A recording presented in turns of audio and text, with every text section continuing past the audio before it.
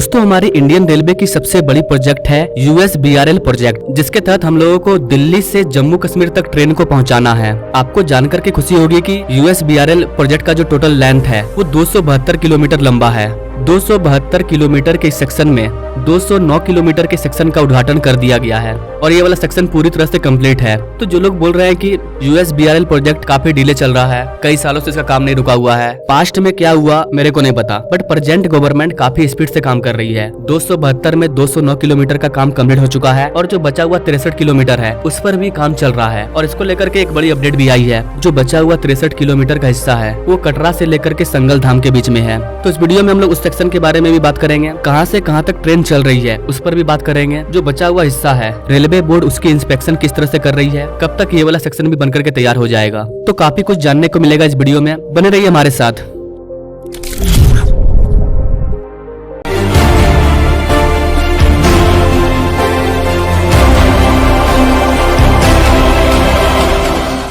जो लोग नए हैं USBRL प्रोजेक्ट को नहीं जानते हैं तो एक मिनट में पहले इस पूरे प्रोजेक्ट को समझ लीजिए। USBRL यानी कि Udhampur Srinagar Baramulla rail link project. इसे आप मैप के जरिए समझ सकते हैं। पठानकोट से जम्मू, जम्मू से कटरा और कटरा से उधमपुर, यहाँ तक ट्रेन पहले से चल रही थी। अब हम लोगों को जम्मू कश्मीर के उधमपुर से लेकर के श्रीनगर और बारामुल्ला तक ट्रेन को पहुँचाना था। और ये जो पूरा क्षेत्र है ये पूरा पहाड़ से भरा हुआ है, जहाँ की बड़े बड़े बर्फीले पहाड़ मौजूद है। सरकार चेंज होती थी, काम डिले होता था, सरकार चेंज होती थी, काम डिले होता था, लेकिन प्रेजेंट गवर्नमेंट के नेतृत्व में इसका काम काफी तेजी से चला है और ये चीज यहाँ के लोग बोल रहे हैं।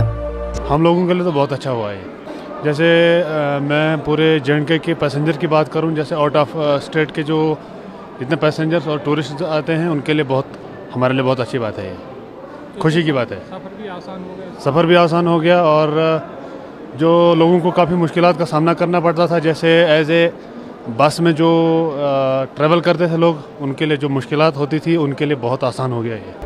जिस तरह से किसी गेम में PUBG वगैरह में एक एक चैलेंजेस को फेस करते हुए आगे बढ़ना पड़ता है, ठीक वैसे ही इस प्रोजेक्ट का काम चल रहा है। आज से एक साल पहले 9.8 किलोमीटर लंबे टनल T13 का काम कंप्लीट किया गया था, जो कि बनिहाल से कटरा के बीच में आता है। कटरा से बनिहाल तक का जो रूट है वो काफी डेंजरस है और यहीं पर बार बार प्रॉब्लम क्रिएट हो रही थी। कटरा से बनिहाल तक का जो डिस्टेंस है वो 111 किलोमीटर है, जिसमें टोटल 37 ब्रिज है और 35 टनल है। अब इतने बड़े पहाड़ में इतने सारे ब्रिज, इतने सारे सुरंग को बनाना तुरंत तो नहीं होगा, लेकिन पिछले 5 सालों में रिकॉर्ड तोड़ काम हुआ है। और ये जो टनल है ये कोई छोटा मोटा टनल नहीं है। बड़े बड़े पहाड़ के ऊपर में कहीं 10 किलोमीटर, कहीं 12 किलोमीटर, कहीं 8 किलोमीटर, कहीं 9 किलोमीटर इतने बड़े बड़े सुरंग को बनाया जा रहा है। इसके बाद भी काम काफी तेजी से चल रहा है और अच्छी बात यह है कि 272 किलोमीटर में से 209 किलोमीटर का काम कंप्लीट हो चुका है और ऑपरेशनल भी हो चुका है। अब जो काम बचा हुआ है वो सिर्फ 63 किलोमीटर का बचा हुआ है। अब अगर इस बचे हुए 63 किलोमीटर के सेक्शन में एंटर करें तो इसका भी बहुत सारा काम पूरा हो चुका है।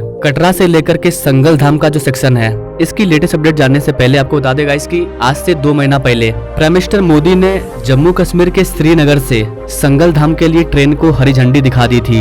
यहाँ पर आप मैप से आसानी से समझ पाओगे कि श्रीनगर से संगल धाम के बीच में ट्रेन स्टार्ट हो चुकी है। उसके बाद इधर जम्मू कश्मीर से उधमपुर, उधमपुर से कटरा, यहाँ तक ट्रेन भी चल रही है। बीच में पड़ता है संगल धाम से कटरा तक। जब संगल धाम से कटरा वाला रूट तैयार हो जाएगा तो फिर कटरा से श्रीनगर आपस में जुड़ जाएगा और उधमपुर से कटरा होते हुए डायरेक्ट ट्रेन आपको श्रीनगर तक मिल जाएगा। तो USBRL प्रोजेक्ट का जो मेन काम है वो अभी कटरा से संगलदान के बीच में चल रहा है और संगलदान रेलवे स्टेशन इस पूरे प्रोजेक्ट का सबसे बड़ा रेलवे स्टेशन भी होने वाला है। 3 प्लेटफॉर्म के बीच में 4 लाइन रेलवे स्टेशन होगा, जिसके दोनों तरफ सुरंग होगा और ये आधुनिक सुविधाओं से लैस होगा, जो कि टूरिज्म को काफी ज्यादा अट्रैक्ट करेगा। जम्मू कश्मीर का संगलदान रेलवे स्टेशन खुल चुका है। आप इसे गूगल पे सर्च करोगे तो आपको मिल भी जाएगा। आप गूगल में ट्रेन भी चेक कर सकते हो कौन सी ट्रेन वहाँ से जाने वाली है श्रीनगर के लिए। तो जो लोग बोलते हैं कि जम्मू कश्मीर में ट्रेन कब चलेगा, तो भाई जम्मू कश्मीर में ट्रेन चल रहा है। मात्र 15 रुपया से किराया स्टार्ट हो रहा है। श्रीनगर से बारामुल्ला जाना है तो मात्र 15 रुपया में आप सफर कर सकते हो। तो जम्मू कश्मीर में ट्रेन चल रहा है। हाँ, कुछ सेक्शन का काम बाकी है। जब वो सारे सेक्शन बनकर के तैयार हो जाएंगे तो आप दिल्ली से जम्मू कश्मीर जा पाओगे डायरेक्ट। ये जो डायरेक्ट वाली फैसिलिटी है ये अभी नहीं है। इसका टोटल काम लगभग हो चुका है, बस जो 63 किलोमीटर का वर्क है उसी पर काम चल रहा है और उसके अंदर भी 75% काम कंप्लीट हो चुका है। अगर कटरा से संगलदान सेक्शन की लेटेस्ट अपडेट की बात करें तो संगलदान तक तो ट्रेन आ रही है, लेकिन जब आप संगलदान से आगे बढ़ोगे तब आपको टनल 13 और टनल 14 मिलेगा और इसी का काम चल रहा है।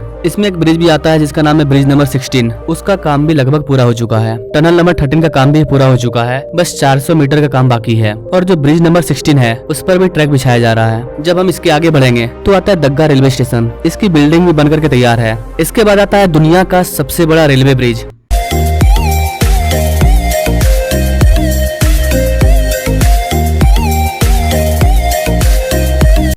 तो ये भी बनकर के तैयार है। इसके ऊपर ट्रैक भी बिछा दिया गया है और ट्रायल भी किया जा चुका है, लेकिन अभी इसके ऊपर ट्रेन को नहीं चलाया गया है। संगलधान से जब ट्रेन निकलेगी तो चिनाब ब्रिज से होकर कहीं जाएगी। चिनाब ब्रिज के आगे है रियासी रेलवे स्टेशन। ये वाला स्टेशन भी बनकर के तैयार है। इसके आगे बढ़िएगा तो आएगा टनल नंबर 45 और 44 और इन्हीं दोनों टनल के बीच में भारत का पहला केबल स्टे ब्रिज को बनाया गया है।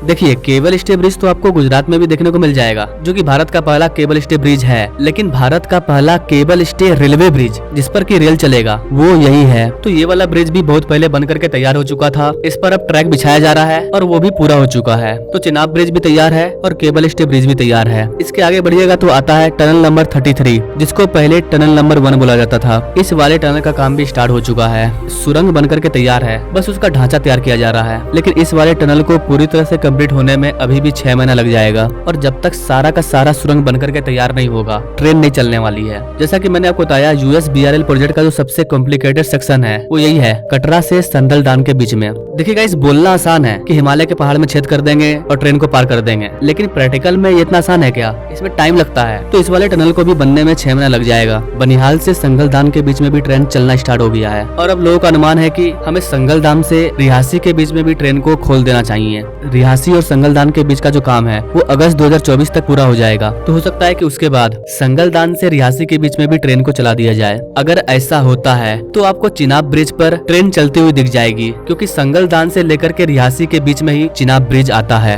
हो सकता है कि 2024 वो साल बन जाए जब दुनिया के सबसे बड़े रेलवे ब्रिज पर पहला ट्रेन दौड़ेगी। और ये हमारे लिए काफी ऐतिहासिक दिन होगा कि दुनिया के सबसे ऊंचे रेलवे ब्रिज पर हमने ट्रेन को चला दिया। पूरी दुनिया में भारत की नाम होगी। और इसी उम्मीद के साथ इस वाले वीडियो को हम लोग विराम देंगे कि 2024 खत्म होने से पहले चिनाब ब्रिज पर आपको ट्रेन देखने को मिल जाएगी। 99.9% चांस है। तो आई होप कि गाइस आप इन सारी चीजों को समझ पाए होंगे कि जम्मू कश्मीर में कैसे ट्रेन चलने वाला है, किस तरह से ट्रेन चल रहा है और जो बचा हुआ सेक्शन है उस पर किस तरह से काम चल रहा है। और बहुत जल्द वो भी कंप्लीट होने वाला है। जहाँ तक मुझे लगता है 2026 नहीं आएगा, उससे पहले आपको दिल्ली से श्रीनगर के बीच में डायरेक्ट ट्रेन देखने को मिल जाएगा। वैसे गाइस आप इस चीज के बारे में क्या कहना चाहेंगे? भारत सरकार के बारे में क्या कहना चाहेंगे? इंडियन रेलवे के बारे में क्या कहना चाहेंगे कि हमारी इंडियन रेलवे सही दिशा में काम कर रही है? अगर हम जम्मू कश्मीर में ट्रेन को चला देते हैं, ट्रेन तो चल रहा है लेकिन जम्मू कश्मीर को हम लोग देश के दूसरे राज्यों से जोड़ देते हैं, तो पाकिस्तान भूल जाएगा जम्मू कश्मीर को। और जो पाकिस्तान ऑक्युपाइड कश्मीर है, वहाँ के जो लोग हैं वो भी पछताएंगे और ये चीज देख करके हैरान रह जाएंगे कि हम भारत में ही ठीक थे, बेकारे हम पाकिस्तान में आ गए। अगर हम भारत में ही रहते तो अभी हम भी ग्रो कर रहे होते।